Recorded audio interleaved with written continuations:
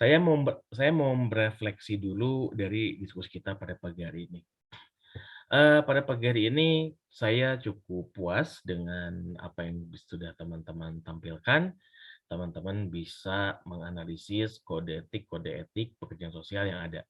Tadi ada yang pakai kode etik dari NASW, atau National Association of Social Workers, itu adalah, asosiasi pekerja sosial di Amerika, dan kemudian tadi ada juga yang pakai kode etik pekerja sosial dari IPSPI atau Independen Pekerja Sosial Profesional Indonesia.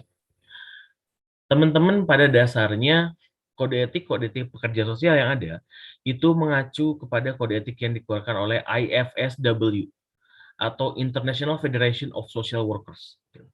Jadi bicara kode etik pasti mungkin ada persamaan dan juga mungkin ada juga perbedaannya. Gitu.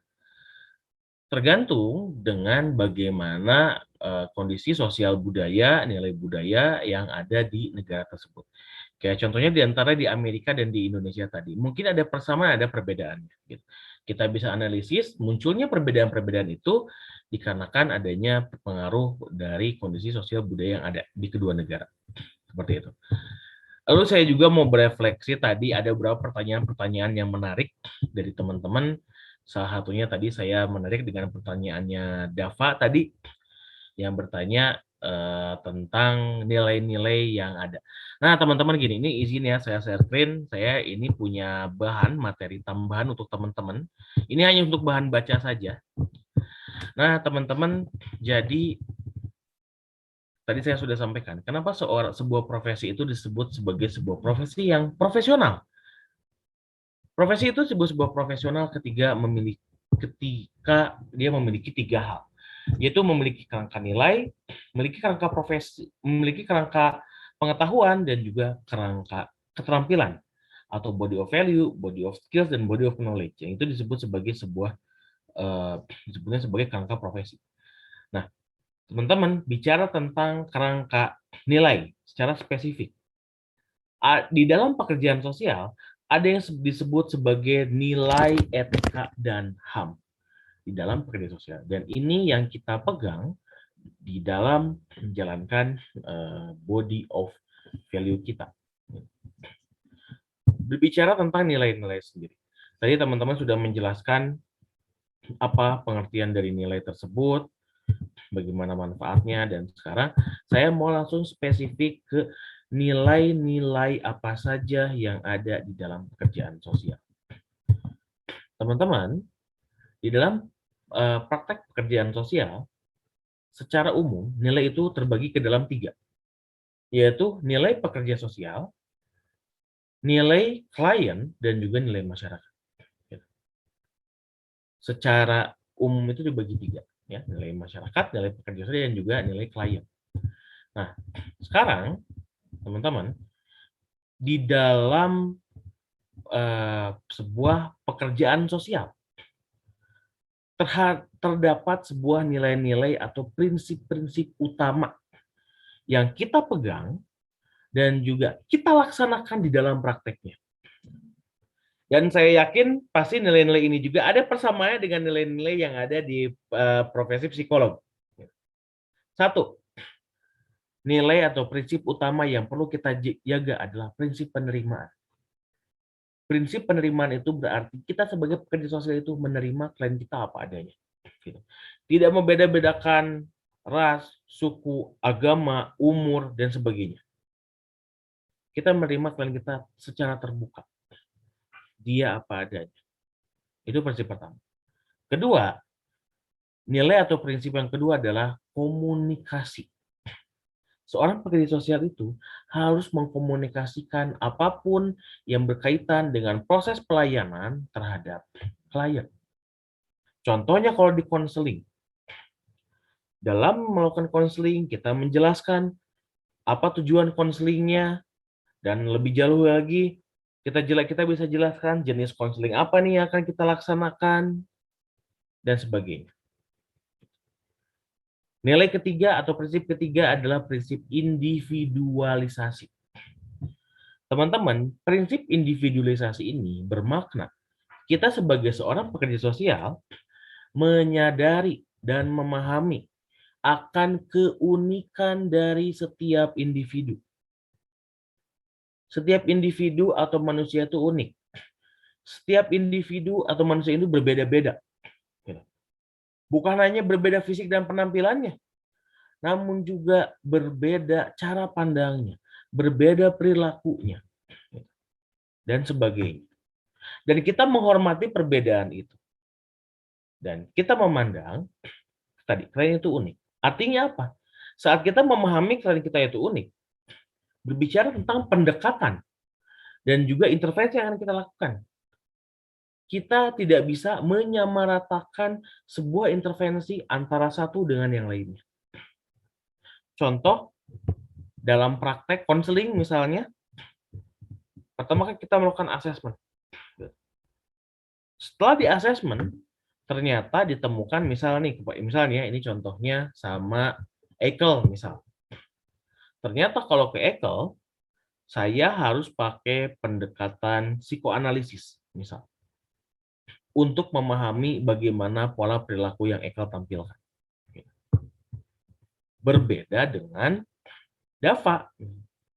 Ke Dava, saya pakai pendekatan behavioral untuk memahami bagaimana cara Dava berperilaku. Dan misalnya kepada Yayang saya pakai pendekatan kognitif. Karena saya lihat setelah di asesmen, Yayang ini adalah tipikal orang yang perilakunya itu muncul dikarenakan Yayang memiliki sebuah pola pikir tertentu terhadap sesuatu. Artinya saya pakai pendekatan kognitif. Dan itu tuh nyambung nantinya. Jenis intervensinya, maksudnya spesifiknya jenis konseling apa yang saya gunakan itu disesuaikan dengan klien.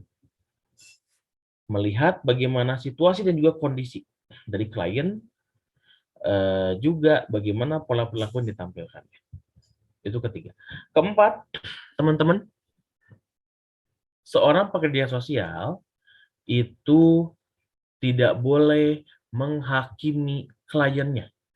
Harus memegang prinsip non-judgmental. Artinya apa? Kita tidak boleh mencap klien kita betul atau salah saat kita pertama kali bertemu.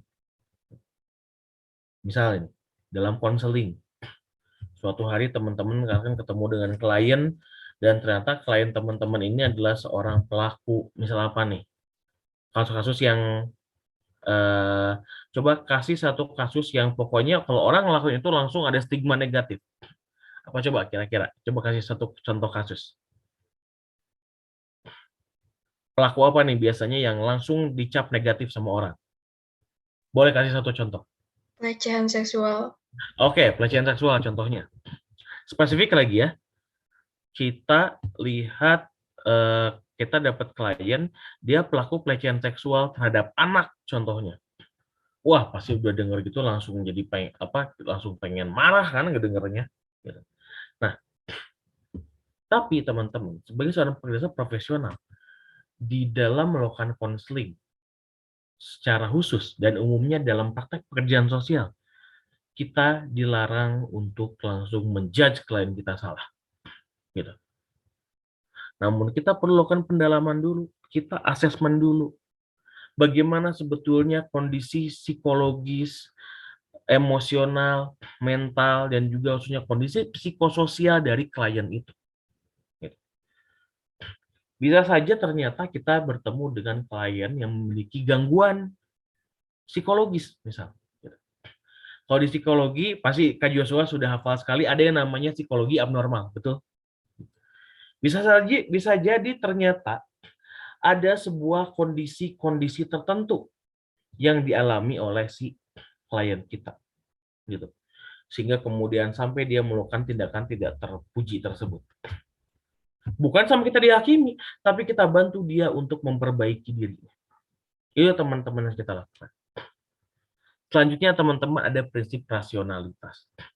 Di prinsip rasionalitas ini teman-teman, kita sebagai seorang pekerja sosial, kita harus selalu berpegang teguh kepada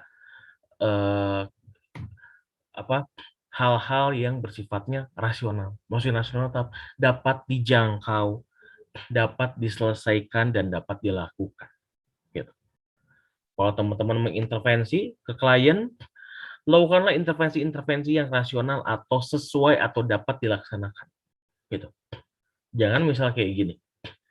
Nanti teman-teman misalnya ya, teman-teman mengintervensi ada masyarakat miskin. Rencana intervensinya, teman-teman pengen ngasih uang 1 miliar sama klien itu misalnya, untuk dia mulai usaha dan dia bisa lepas dari kemiskinan. Tapi pertanyaan adalah, rasional tidak ngasih uang 1 miliar itu sama klien? Gitu. Jadi uangnya dari mana? Gitu. Dan sebagainya. Jadi dalam sebuah praktek, dalam sebuah intervensi, pastikan bahwasannya intervensi yang kita lakukan itu rasional dan dapat dilakukan kepada klien.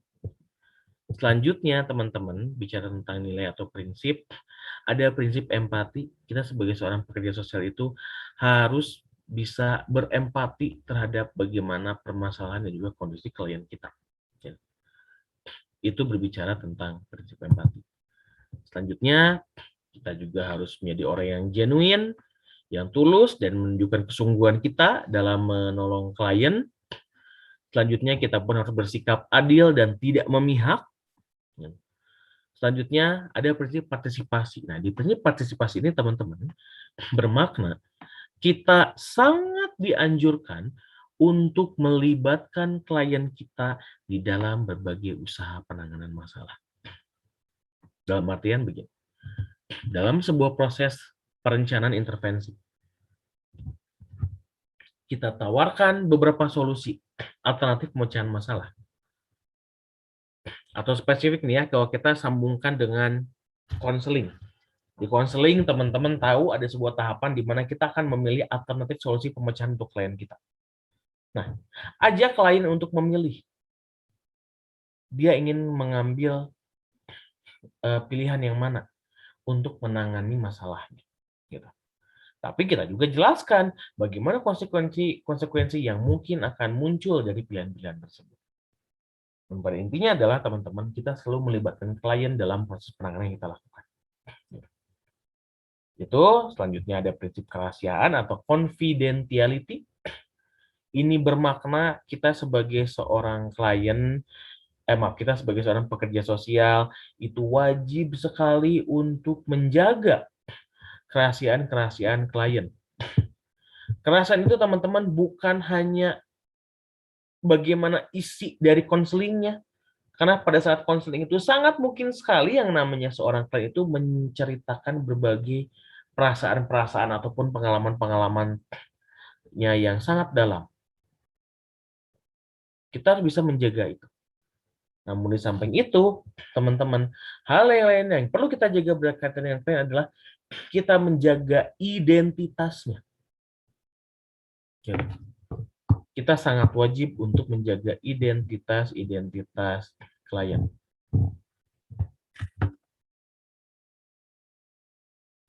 Oh, bentar. Emang ini udah 11.30 ya? Di jam saya ini masih 11.15 soalnya. Sorry, tolong cek ini jam berapa?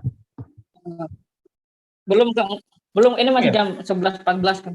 Masih 11.14 ya? 11. Ya. Iya, Kang. 11.14 ya, nanti 11.30 kita selesai. Ya. Iya, teman-teman, seperti itu. Nah, iya nanti nggak apa-apa. Ini jadi reminder juga. Makasih udah diingetin kalau teman-teman ada kelas nanti kita selesai tepat waktu, tenang aja. Oke, teman-teman, itu ya prinsip kerahasiaan. Kita juga perlu untuk menjaga hal-hal yang berkaitan dengan data-data klien, namanya, alamatnya, dan sebagainya. Gitu. Kemudian ada prinsip self-determination. Maksud dari prinsip self-determination adalah klien itu berhak untuk menentukan nasibnya sendiri. Kita sebagai seorang pekerja sosial itu punya tugas untuk mengarahkan klien. Ingat ya, mengarahkan klien. Bukan memaksa klien untuk mengambil sebuah keputusan, tapi kita hanya mengarahkan saja. Kemudian sisanya biarkan klien memilih klien mau mengambil keputusan apa untuk dia ambil sebagai sebuah pemecahan masalah. Ingat, tugas kita hanyalah memberikan arahan dan menjelaskan bagaimana konsekuensi dari pilihan-pilihan yang akan dia ambil tersebut. Gitu. Karena pada dasarnya kita sangat menjunjung sekali hak-hak klien. Seperti itu, teman-teman. Dan terakhir, teman-teman, ada prinsip kesadaran diri atau self-awareness. Atau tadi yang sudah dibahas teman-teman ini adalah tadi prinsip mawas diri. Maksudnya prinsip mawas diri itu apa? Prinsip mawas diri itu berarti kita menyadari kekurangan dan kelebihan kita. Gitu.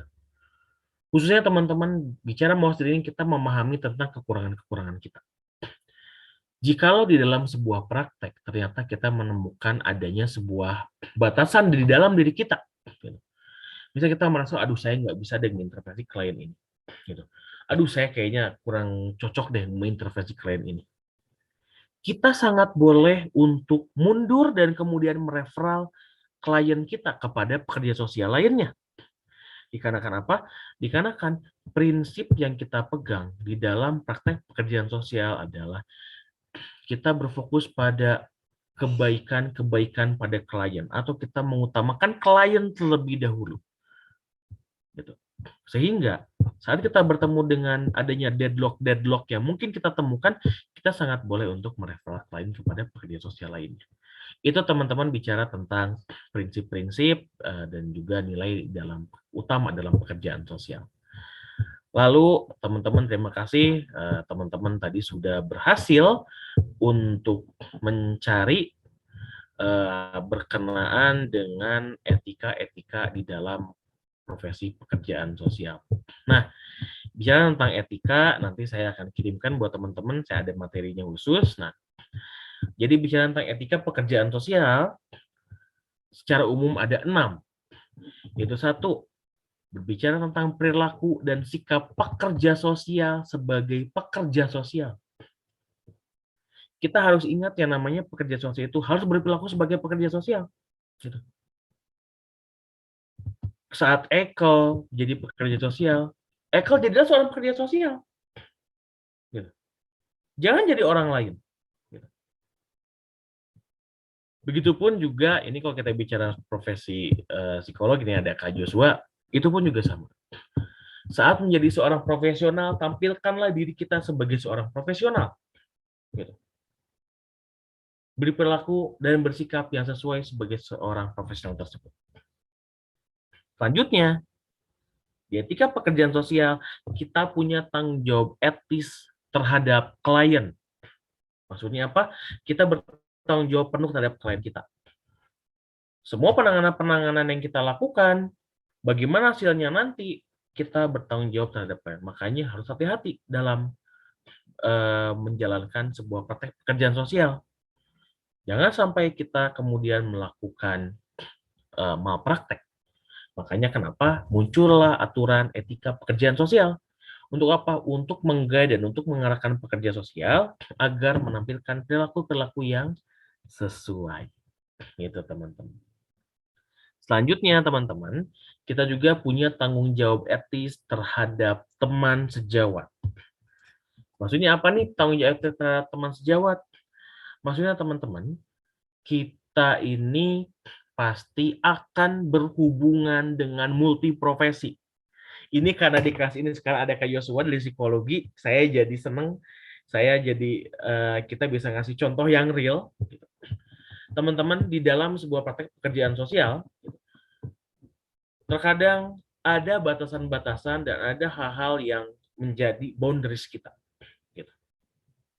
Dan ingat, di dalam menangani seorang klien, kita harus melakukan sebuah kolaborasi.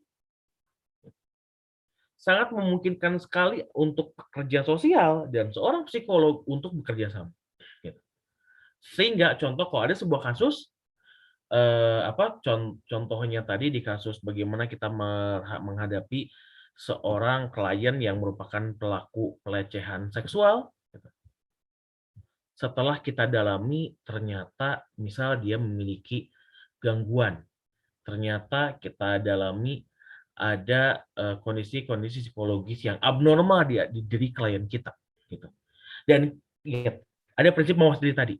Kita merasa, oke, batasan saya kayaknya di situ deh. Saya kayaknya nggak bisa lebih jauh dari sini. Untuk ranah psikologi abnormal ini saya nggak bisa. Gitu. Kita sangat boleh mereferal klien kita ke profesi lain. Gitu. Atau janganlah ke profesi lain. Kepada pekerja sosial lainnya. Tapi karena sini ada Kak Joshua, saya pengen nyontohin. Kita boleh banget untuk nge-referral klien kita ke profesi lain. Contoh ke psikolog. Misal di sini nanti Audi misalnya nih. Misal Audi jadi pekerja sosialnya dan Audi ngerasa, aduh saya kayaknya ini batasan saya deh, saya nggak bisa deh. Audi kerjasama dengan Kak Joshua sebagai psikolog. Kak Joshua, sorry saya ini punya klien, dia gini, gini, gini, gini, gini. Hasil asesmen saya menunjukkan ternyata dia memiliki kondisi psikologis yang abnormal. Minta tolong untuk ditangani oleh Kak Joshua sebagai psikolog. Itu sangat boleh sekali, teman-teman. Gitu. Dan kita harus kita bertanggung jawab terhadap teman sejawat. Artinya apa? Kita pun boleh sekali untuk memberikan data-data klien terhadap rekan sejawat kita. Kenapa? Ingat, kita juga bertanggung jawab saat kita memberikan klien kita terhadap rekan sejawat kita, dibarengi dengan kita pun memberikan data-datanya. Gitu. Agar apa? Agar rekan sejawat kita bisa melanjutkan proses penanganan yang dilakukan. Itu adalah contoh teknis di lapangannya. Nanti untuk teorinya silakan teman-teman bisa baca di PPT ini nanti. Gitu. Begitupun Kak Joshua juga sama. Kalau misalnya ternyata ngerasa, aduh, ternyata ada batasan-batasan nih. Ini harus sama pekerja sosial nih, karena ternyata permasalahan ini sudah melibatkan keluarganya. Dan ternyata keluarganya memberikan pengaruh terhadap klien ini, makanya kenapa dia jadi seperti ini. Kak Joshua misalnya nge-referral ke Yayang sebagai pekerja sosial. Yang tolong ini saya punya klien, dia bla bla bla bla. Setelah saya analisis, setelah saya asesmen, ternyata masalah ini muncul dikarenakan keluarganya. Minta tolong klien dan keluarganya ditangani. Sangat boleh sekali. Dan teman-teman, itulah yang harus kita lakukan di era abad 21 ini. Melakukan kolaborasi antar berbagai lini. Itu teman-teman. Selanjutnya, kode etik yang ketiga, kita bertanggung jawab terhadap organisasi yang mempekerjakan kita. Teman-teman sudah jelas sekali untuk saya ini, kita sebagai seorang pekerja sosial, saat kita bekerja di sebuah lembaga, kita tentu saja bertanggung jawab terhadap lembaga yang mempekerjakan kita. Saya rasa itu sudah sangat jelas sekali dan teman-teman pasti sudah mengerti. Itu merupakan bagian dari profesionalitas kita sebagai pekerja sosial. Selanjutnya, ada tanggung jawab pekerja sosial terhadap profesi pekerjaan sosial. Artinya apa? Kita menjunjung tinggi nilai-nilai etika yang ada di dalam profesi pekerjaan sosial. Dan kita menjalankan hal itu. Kita menjalankan prinsip-prinsipnya dan sebagainya. Dan kita berkomitmen untuk tidak mencederai dan melukai klien. Dan terakhir, kita juga berpunya tanggung jawab etis terhadap masyarakat. Di mana segala tindak tanduk yang kita lakukan itu kita pertanggungjawabkan juga kepada masyarakat, dan kita harus menjadi contoh di masyarakat. Itu teman-teman berbicara tentang etika di dalam praktek pekerjaan sosial. Yang tentu saja etika-etika ini akan sangat berpengaruh di dalam praktek kita saat melakukan konseling. Ingat, bicara tentang konseling, kalau kita sebagai seorang profesional, sebagai seorang pekerja sosial, sebagai seorang psikolog, di dalam melakukan konseling, tentu saja kita akan berpatokan kepada nilai etika yang ada di profesi kita. Gitu. Yang dimana hal tersebut sejalan dengan etika-etika yang harus kita jaga di dalam melakukan konseling. Nah, bicara tentang konseling sendiri, teman-teman pasti pernah dengar ada yang namanya profesi konselor secara spesifik. Betul kan? Nah, lalu apa bedanya antara konselor dan pekerja sosial? Kenapa pekerja sosial dan juga psikolog yang melakukan konseling tidak disebut konselor? Sebetulnya, pengistilahannya, seorang psikolog dan juga pekerja sosial yang melakukan konseling disebut juga sebagai seorang konselor. Sebetulnya. Namun, kedudukannya secara profesi, dia bukan profesinya konselor, tapi sebagai pekerja sosial dan juga sebagai psikolog. Kenapa? Melihat ke proses pendidikan mana yang dia tempuh. Gitu. Dan konseling sendiri di dalam praktek pekerjaan sosial konseling merupakan satu teknik yang kita gunakan di dalam membantu klien. Bisa diintervensi, bisa di assessment. Punten, maaf Kak Yosua, saya nggak nyebutin yang dari kedudukan di psikolog, karena saya bukan psikolog, saya takut salah nyebutin. Jadi Kak Yosua nanti bisa tanya sama dosennya di sana, bagaimana kedudukannya konseling di dalam psikologi. Apakah sama seperti di pekerja sosial? Kalau psikolog, kalau konseling itu sebagai satu teknik yang kita gunakan di dalam intervensi. Kayak gitu. Kak Yosua gimana? Kalau di psikologi seperti itu juga tidak? Kayaknya sama sih Pak. Sama ya? Sama ya. Udah. Karena memang sebetulnya konseling itu adalah sebuah teknik yang kita gunakan di dalam menolong klien. Seperti itu. Nah, tapi sekarang gini, sedikit terakhir nih ya sebelum ditutup. Kalau teman-teman pernah main ke atau punya teman yang kuliah di UPI, Universitas Padahal IKIP, ya itu dulu IKIP ya namanya ya. Kalau sekarang namanya tuh Universitas Pendidikan Indonesia, ada di Bandung. Di UPI itu ada prodi pendidikan konseling. Nah, apa perbedaan antara pendidikan konseling dan pendidikan pekerja sosial dan juga psikolog? Kalau psikologi dan juga pekerjaan sosial itu spesifik karena kita outputnya adalah menjadi seorang profesional pekerja sosial dan juga psikologi. Soal psikologi. Nah, di konseling ini outputnya menjadi konselor, gitu. Ya memang sebetulnya konselor juga adalah sebuah profesi tersendiri, gitu. Namun kita di sini konteksnya berbicara tentang konseling. Konseling itu kedudukannya di pekerjaan sosial sebagai sebuah teknik, gitu. Sebuah teknik yang kita gunakan dalam membantu klien, kayak gitu. Lebih jelasnya nanti teman-teman silakan boleh baca-baca atau cari sumber referensi lainnya. Nah, berkaitan tadi saya ada beberapa PPT, nanti saya kirim di grup WA kelas ya. Dan tadi saya nitip tolong Kak Joshua dan Kak Agung nanti tolong dimasukin di grup ya. Nanti juga Kak Joshua dan Kak Agung boleh nanti tuker-tukeran nomor teleponnya sama teman kelasnya ya. Kayak gitu. Oke, teman-teman, kalau tidak ada pertanyaan lagi dan ini juga waktunya sudah selesai, saya cukupkan untuk pertemuan kita pada hari ini. Sebelumnya, terima kasih banyak untuk perhatian dan atensinya. Semoga teman-teman sehat selalu. Salam hormat untuk orang tua. Saya juga ini salam hormat untuk teman-teman, untuk Kak Yosua nih. Terima kasih yang sudah standby sama kita sampai sekarang sudah jam 1:30 ini di Sorong sana. Saya yakin teman-teman kita kasih applause dulu buat Kak Yosua. Mantap semangatnya Kak Yosua. Terima kasih. Semoga Kak Yosua dan keluarga di Sorong semua sehat selalu. Dan semoga nanti kita bisa ketemu di dimanapun itu. Oke, teman-teman semua, sekali lagi terima kasih untuk presentasinya. Dan oh ya, saya minta nanti tolong PPT-nya tadi dikirim di grup WA kelas ya. Oke teman-teman, itu aja dari saya. Sekali lagi terima kasih banyak. Mohon maaf kalau ada hal yang kurang berkenan. Semoga sehat selalu. Sampai jumpa di kesempatan lainnya. Saya tutup. Wabillahi taufiq wa hidayah. Wassalamualaikum warahmatullahi wabarakatuh.